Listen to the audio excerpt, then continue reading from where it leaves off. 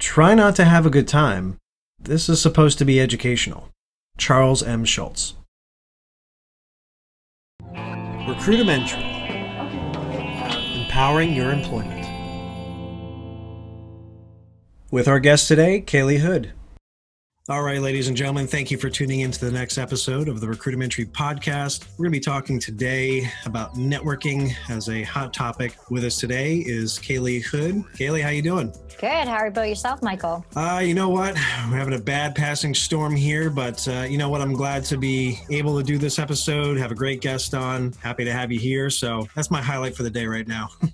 Wonderful. I'm happy to be here. Yes, ma'am. So with our listeners that may not be familiar with your work and whatnot, just give us an intro, what you're about and where you found yourself to be in the career coaching platform now. For sure. So I actually sit in Calgary, Canada, and I've been an independent career coach for about 8 months now. I ended up in the field kind of by accident because I was a corporate human resources professional for about 5 years prior. And in that space, I was doing a lot of what I call the dirty work of HR. So managing workplace complaints, understanding reductions and planning people numbers, and really managing a lot of layoffs and severance packages. And it was a really negative environment to be in. So what ended up happening was I woke up one day and said, I'm not going to do this anymore. I'm going to use my skill set to help people. And I saw there was a gap with a lot of the people that were losing their jobs in that they didn't have the skill set necessarily to market themselves as a candidate in the job search. They maybe hadn't written a resume for 10 or 15 years. They didn't realize that networking was the number one way to find a job in today's marketplace. So I launched KH Career Coaching. Awesome.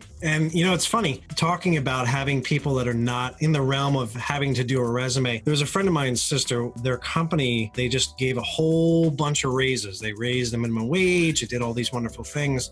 And also on the flip turn of things, they laid a bunch of people off because those raises have to come from somewhere. And unfortunately, they lost their job. They have had a consistent job at least for the past decade. So that's the only type of work that they know. That is it's exactly the situation you're talking about. They don't know how to network. They haven't had to. Exactly. They haven't had to update their resume. And now they're like, it's almost like being in the dating world again. It's like, all right, what do I do? This is so foreign and different. And networking, I mean, it's really changed what the job front or applying for a job used to be. Before you see a job you like, you go in, you make your, intro, and then you just sort of go from there. And if they hire you, hire. They don't, they don't. There's so many other granular details, that come into finding a job and essentially what networking is. Is that something that you're finding a lot of your candidates are struggling with as well? Definitely. I see a lot of people that come to me and say, well, I am networking. What am I doing wrong? And one look at some of the messages they're sending on LinkedIn or the emails they're sending to corporate folks. And I realize either A, they're not targeting the decision makers, or B, they're basically coming from a place of scarcity, that place of desperation, which people can smell that on a person. And that doesn't really help put their best foot forward and talk about how they can add value when they're desperately really sending messages to everyone saying, I need a job, I need a job, I need a job. That's not really the intent of networking. Right. And it doesn't feel good either. I mean, when people feel that desperation, it's stinky. It's Stinky's the word. Yeah, it's just like, don't do that, and the thing it's like the car salesman, like you get the car salesman, then that he's being slimy and he's trying to make a deal with you. And that stereotypical car salesman is what you become when you're selling yourself in that way. If you think about it, and this is essentially what, I mean, when you go to network, but we're all pitching ourselves. Yeah. So if you come in like a pop-up ad and you're like, please hire me, try me, do that. And people, no, punch in the nose, like stop, go away. They shut down because you are so just in their face. And exactly. So coming back to your career branding and strategies, what's your personal touch? What's your difference in how you approach things, compared to other hiring or placement resources that you've seen and dealt with in the past? Yeah, so I noticed that a lot of placement resources, and I know I'm not speaking for everyone when I say this, is that a lot of them are very very high level programs. Some of them are subsidized by the government, and a lot of resources that are available to job seekers are about the basics. I take things from the basics and I help motivated professionals, usually mid-career professionals and leaders, really amplify their careers. So it's taking things from good to great is the way I like to see it. So you might have a good resume, sure, but is it targeted to the employer of your choice? Is it targeted in the sense that it's showcasing your results in a relatable and transferable way with the skill sets that you've acquired over your lifetime? And are you marketing that in a way that's going to grab the attention of the reader? So that's an example with resumes. And what I do is I combine this tactic, these job search tactics, with a selling yourself attitude, but in a way that is positive, because you need to have the right mindset to back it up. So I just finished completing a life coaching certification so that I can more effectively combine that mindset piece to the job search process. So it's not just about getting a job. It's about finding work-life alignment, really still paying your bills while being happy, right? So you don't have to wake up every Monday morning dreading to go to work. You can wake up excited and motivated, and all of those values words that I often spend time deciphering with my clients. I do find that a lot of people who seek out resume writers thinking that they're going to have and very similar to recruiters, you're going to find me a job. And that's just not how it works. But with the resume experience, and this is something that I think this is also a misconception with. I know some people that are resume writers are going to get upset for me saying this, but hear me out, and this is why. I don't think that there is as much value in resume writing for an individual than there is for career coaching for an individual. Anybody can write a resume specific to one job experience. Not everybody can coach themselves or get coaching rather for their specific niche of experience and industry requirements. And that may differ. So if you get one resume that's written, for a specific project manager job or HR job, that is paper specific. You need to know how to adapt that ability and that strategy from one to the other. When you're employing a resume writer, that comes at an additional cost. And that's the value really that I have been, trying to employ with individuals that are, have been listening to the podcast and tuning in and asking questions is give a man a fish. Okay, he's good. He's not hungry for that moment, that meal. He'll come back and he'll want another fish. But if you teach the man how to fish, he'll then provide for himself, for others around him, and then spread that wealth of knowledge and experience and teach others organically.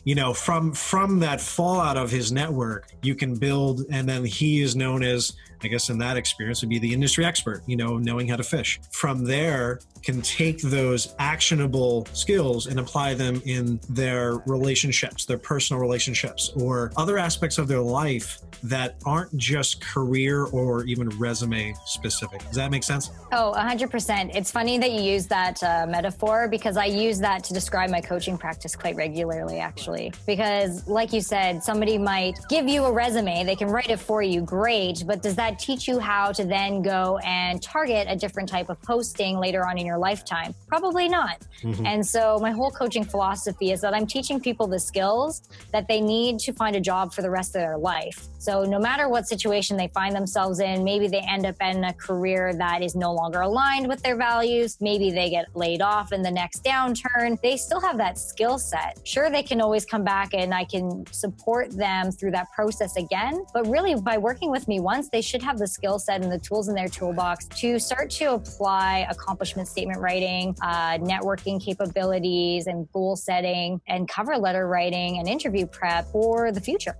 Right. And you're kind of doing a pay once, learn forever type atmosphere and model, if you will. And that's really what I also believe in. Well, my background being officially marketing and design for consulting, if you do your project right the first time and you order your products, your business cards, your logos, the right person, the right time and place, what ends up happening is once in 5-10 years down the road that you need to reorder things, those original files are still there. You don't need to really go to somebody else and have it redone unless you want to do a complete rebranding, which is very similar to what people do sometimes in 5 or 10 years down the road in their career life, as well. As an interest, for people who are looking to network, what do you do specifically yourself or suggest others to do to actively network or build their presence? I think it starts with goal setting and what's comfortable for the person. It really depends on where they're at in their networking skill set and capabilities. So if networking is something that terrifies you still, then start small. What's an easy place to network? Maybe it's even saying hello, how are you doing today to your barista, right? So I'm doing a series right now about baristas, but that's neither here nor there. I think the point of the message is that you can network everywhere and anywhere. The idea is to get into the mindset of relationship building. The idea is to get in the mindset of adding value and making someone's day no matter where you are at. So start small. Start with what you're already doing. Are you going out for wings on Wednesday nights? Are you going to the coffee shop every day at the same time and you see the same people? Are you going to the Little League games of your children and seeing the same parents? It's a matter of starting the conversation and saying hello, asking someone what they're working on, what's exciting them lately, what they're doing with their lives, and building a relationship based on commonalities. That's step one. Okay. So if I'm in a coffee shop and I see a really attractive girl behind the counter, do I go up and I hit on her? Does that count as networking? Hi, you're hot. What's your name? What do you do? Does that count? Probably not. Okay. You know what? You want to know why? Why? Why is that? Why is that? Because you're coming at it from your perspective versus theirs. Oh. So but I mean, maybe they don't know that. Maybe she doesn't know that. I want to let her know. Maybe it's something as simple as, I like the way you've done your hair today. I see you every day. What's your name? Okay. And so you're still kind of hitting on her, but in a way that's less about you and more about them. Okay, I'm going to make some notes here. Hold on. Take some notes. And that's where dating and networking are almost the exact same thing. Right. I mean, I kid. I'm being facetious with it. But the thing is that people make it incredibly difficult. And I've found it in my own personal experience. One of the stories I just actually shared recently was I had networked with a couple of companies a couple of months ago looking for some marketing work. Contracts come up and one really sounded, pretty well. And they didn't release the company's name. Once I did talk to this particular staffing firm, I realized, okay, I did a little research and I was really appalled by the reviews that I was seeing with this company. They were dealing with Christian books and things of that nature, but they were just, the way that they were doing things professionally, the reviews were reflecting, and a lot of the authors were just really, really upset about it. And I just went, I can't work with a company that's going to be such a high conflict of interest like that. So I passed on it.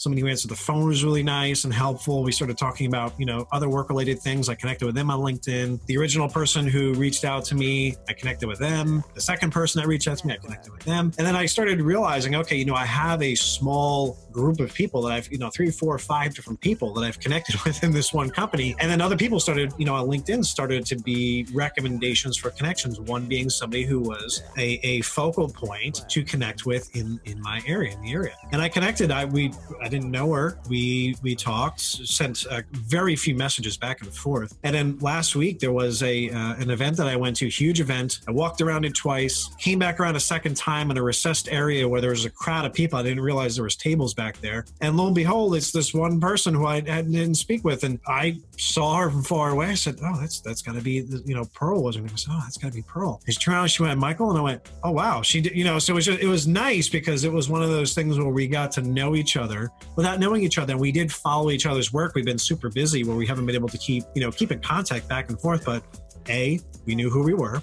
B, we knew what we were about. And C, she remembered obviously the type of work that I was doing because we started talking immediately about marketing and I had a referral of work right then and there. And it just makes that much more of an impacted experience because this is in person. Sometimes people find that to be a little bit difficult. You had that warm referral of having the ability of getting to know somebody on a platform like LinkedIn and then being able to transfer that from, the digital platform to the real platform and have that same conversation in person, which is awesome. And then that connection will build from there, and then other people that I network based on that event and that I met there. That's just really, really cool the way it works out like that. Yeah, I know. It's incredible. I always say that the connection that is going to be the most powerful is the one you least expect. So you really never know if you're going to meet your soulmate tomorrow, right? To relate this back to dating again. You really never know if you're going to meet your career soulmate tomorrow either, right? So it's a matter of being open-minded to that aspect project in the first place, putting yourself out there and really just saying hello. Start with hello. My name is so-and-so. How are you today? That's all you need to start a conversation, and now you're networking. I agree. And it's the easiest thing to do. What I will say though, and I usually have other people share stories, but I was at one of those events. Oh man, this must have been the end of last year. A woman who had already pre-gamed before the event started. And it was a nice little like hole in the wall pub downtown. And she was basically holding herself up with the side of my body. That's how many drinks that she's had. And I mean, and she was telling me she's not very good at networking. I'm like, well, you got a pretty good start going on here. This is not how you expect it, but hey, I mean, if you're going to, you go hard or go home, so I applaud her for her efforts. I don't know how she got back because she was like, yeah, I'm going to go home now. I'm like, are you sure? Like, do you want to call an Uber or something? Because I'm generally like, I don't know you and I can see that you're sloppy drunk, but I am generally concerned about you getting home safely. So it really just depends. I mean, again, on the comfort level and the availability of people that are around you. I like to recommend, meetup events as well. Try to avoid the ones that are paying. I've gone to a few of those that are $15 or $20. And if it's not really something that you've been to, make sure that it's worthwhile because it may just be, wasted money. What really seems to be like the biggest struggle that you see with a lot of the candidates or people that you come across in terms of networking in general? I think the biggest struggle is people don't know how to strike up a conversation that isn't, I need a job, because they can't get out of that mindset. So I think the biggest struggle is seeing it from the employer or the recruiter or the person on the other end of the phone, seeing it from their perspective. Because when you call somebody up and you only have your selfish interests in mind, it doesn't work. And people do the same thing over and over and over again and see zero results and can't seem to understand why that they've connected with 50,000 people on LinkedIn that none of them want to give them a job because they're surface level connections and they're transactional connections versus relationships. So the biggest struggle I think people have is getting beyond the surface and moving past that mindset of desperation to a mindset of I can add value. I am a valuable human being. I am enough as I am, and I can help others. And I'm genuinely interested in these people I'm connecting with. That has to be real. If it's not, networking is not going to work out very well for you because, again, it goes back to the transaction. So you're basically telling me I can't just show up to somebody and just drop all of my professional career baggage on them and say, please help me find a job. It doesn't work like that. Is that what I'm hearing? That's what you're hearing, Michael. Man. You're killing all my fun here. I know. I know complaining is easy too. I hear it a lot. People will show up at an event and complain about how they were laid off, how their manager didn't treat them well, how they're whatever it is. It doesn't work for them. It leaves a negative taste and it really doesn't add any value to the person that they're trying to engage with. I agree. And unfortunately, I have those very same conversations. I had a guy who was, and again, with Recruitamentary, that's something that I focus in on. I have no problems addressing issues with people, talking to them, regardless of what it is. I don't want to hear any complaining. And I make that a very firm statement for the process because there is enough of that negativity going on. I want to make that change and I want to start with the person who I'm talking with. And I want them to identify that for a bigger conversation, a bigger change in their life. So anybody who's listening, again, I welcome any conversation that is going to lead to a clearer, bigger outcome rather than just, I don't want to be stuck in the rut with anybody. I will support anybody and work with them and give them the necessary skills and tools and things of that nature. But the reason why I say this is there was a guy, this was on LinkedIn. He wasn't, you can tell he just was sort of, woe is me. He was like a big Eeyore. And, I lost my house. I was going through a divorce. And listen, not for nothing, but nobody wants to hear those things publicly constantly. You deal with them. I mean, we all have those things happen, but it happened. move on, build from that, learn from that. And it's just, if you keep in that rut and you keep in those conversations and that rhetoric, people are going to associate your pain with your personality. And they're two separate entities. We have reactions to things based on our emotional attachment to them. Nobody wants to hear the word no. It's just, we want to hear yes, we want to hear options, but unfortunately not everybody is tuned into our frequency or our pain points or our struggles. They have their own, worries and mouths to feed and things of that nature. The first thing that you really need to change, I would say, and especially with this individual, is just, change your attitude, be receptive to new opportunities and options, and, start from there. Start just being around a different group of people. That was one thing that I realized when I was networking. Challenge yourself to talk to at least 10 different people. And if there is somebody who you don't think you could have any conversation with whatsoever, nothing in common with, talk to that person specifically. And if it doesn't work out, then you learn something and you can pick that up from the next time. Totally. You've touched on a couple of things there, really. One is the solution-focused mindset, which is what I subscribe to in my life coaching practice that I do. So I basically, like I said, I combine life coaching processes with the career search or the job search. And it's all about looking forward. So you can sit there and you can dwell on your past all day long. If you need to work through something in your past, sure, go get the help that you need. But if you want to move forward, you have to take strides in that direction. If you want to get a job tomorrow, what step or what baby step are you taking today? If you want to get a very specific job or you're looking for a specific lifestyle, work-life balance, then what steps do you actually need to take today to get there? That's the goal setting piece of this. And networking is no different. If you want to make connections in your industry in order to leverage a community of people that are like-minded, that potentially have projects that you would be a good fit for, then you need to set some goals. You need to decide how many people you want to talk to tomorrow in order to leverage yourself into that community 2-3 years down the line. I agree. And I follow that up with two trains of thought that I usually share with people. And one, it's pretty obvious. It's the definition of insanity. It's somebody doing the same thing again and again and again, the same exact manner, and they're expecting a completely different outcome. And it's just not going to happen. If you keep getting the same result, change the medium, change the way, change the process and the steps that you're taking, because obviously those steps are leading you to the same result that you're not happy with. I mean, again, you wouldn't be upset if it's successful. Hey, let me keep doing this and keep winning the lotto or keep landing these jobs or keep being successful. People don't complain when it works like that. They only do it when it doesn't. That's number one. The second one that I like to say to people is headlights only work in one direction. There's a reason why they don't work looking back. It's because you're supposed to be focused looking forward for where you are. Now, if you take your eyes off the road and you look back, you're going to end up crashing the car because you're too focused on what's behind you. Meanwhile, the lights are focused on what's in front of you, what's ahead. And that is super important if you're too focused on behind. But that is the reality of how things work.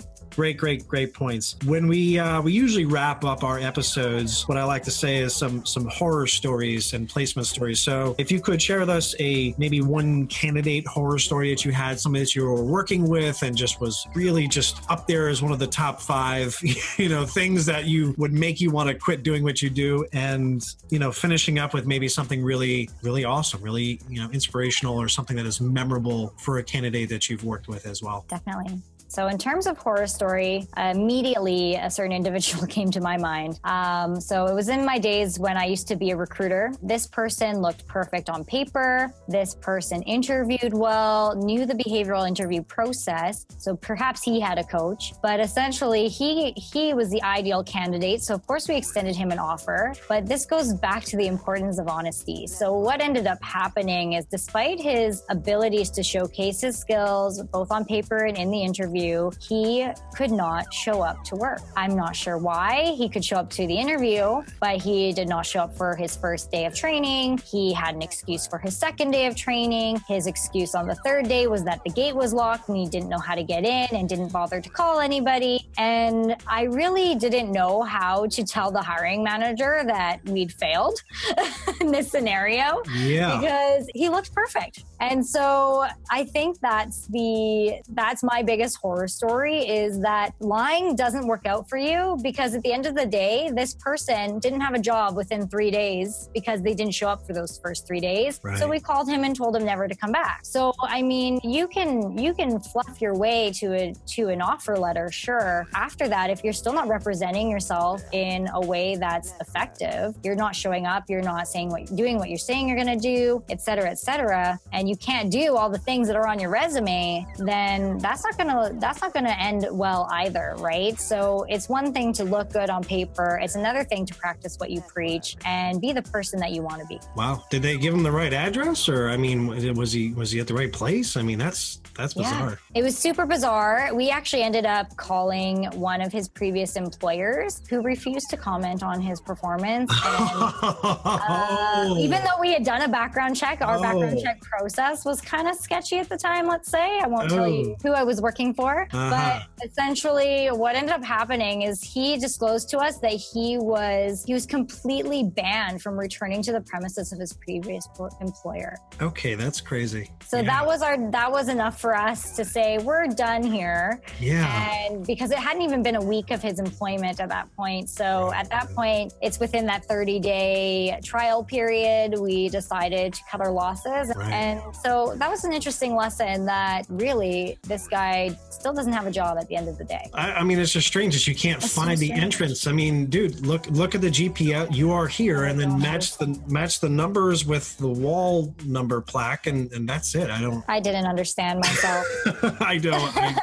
You know what? I was pretty concerned for his well-being, to be honest. I can understand why that would make your top 5 list and immediately stand out in your mind, because there's no way you'd forget that. It's well, that's the horror story. What's something awesome that's happened in your line of experience? Something that's awesome. I've actually been fairly fortunate, despite my HR career during an economic downturn here in Calgary. I've worked with some really amazing people and some really amazing leaders. I think, though, one of my more recent experiences as well, I've been helping new immigrants to Canada in their job search. And one of my very first clients, when I launched my business in November of last year, he got himself a job. We rebranded him from an engineering field to a sales field. And so it's all about transferable skills, all about that full rebrand like we were talking about earlier. And he got himself a job in Canada in sales within 3 months of working together. And that's the kind of thing that warms my heart,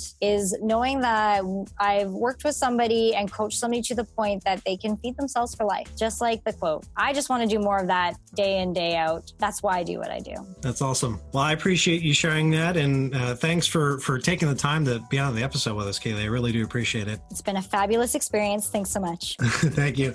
You can find Kaylee on LinkedIn. You can also learn more about her career coaching resources and options through her website, khcareercoaching.com. That is KH as in the letters, careercoaching.com. You can also email her directly at coach@KayleeHoude.com. Thanks again, Kaylee. Thank you so much. Have your own recruiter or candidate story that you'd like to share with us? If you're listening on YouTube, comment below. Otherwise, feel free to email your experience to ask@recruitamentary.com. You can find our full conversation of this episode on YouTube at youtube.com/recruitamentary. Thanks for checking out this episode, and feel free to like, subscribe, and share the content. A Mike Tech Studios production.